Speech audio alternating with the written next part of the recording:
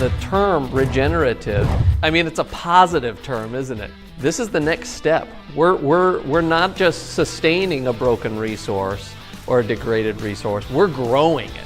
A lot of time in agriculture we have a mindset where we just want to take, like we just want to grow something and take it off and just take what we can, but we've got to start thinking we've got to give back to the soil, and if I think we're thinking that way, we're giving to the soil, then it'll give back to us.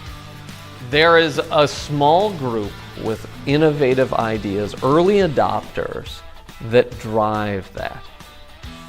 And so often we expect the answers to come from the government or from the universities. That's not where change happens.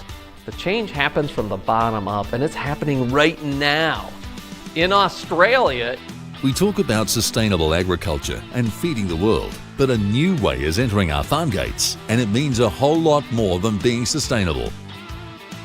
My grandfather was a tillage farmer, my great-grandfather and great-great-grandfather all used tillage, and the soil got worse and worse. And regenerative ag is just trying to make the resources that we got, which is our soil, better.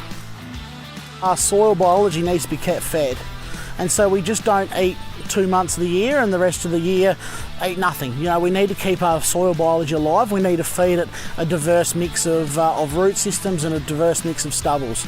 So it really is just, you know, thinking about our soil like we do a children or an animal or something like that, and just thinking about how we can look after it the best possible way. If you talk to the old timers and that, when they started and they could grow oat crops up here off no fertiliser, and we had a lot of organic carbon and things in the soil, and just with our practices, and it was, you know, not saying anyone was doing anything wrong, it was just, you know, what we were doing at the time and working ground, and it has worn down our soils and degraded them. So, you know, we're building them up, but, you know, we don't want them to be sustainable where they are now. We want to regenerate them, you know, and then get them up to where they were and could potentially be, and to be sustainable. So that regenerative agriculture is, you know, we've still got a long way to go on our farm, and I think, you know, everyone, it's an exciting thing to do. Vic No-Till wants to support growers to build a system that uses diversity and improves soil health to drive down costs and improve yields.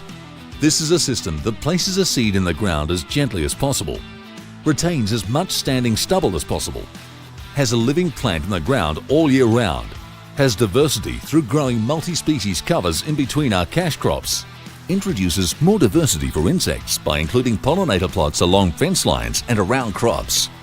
A regenerative system that builds soil organic matter and therefore increases water holding capacity.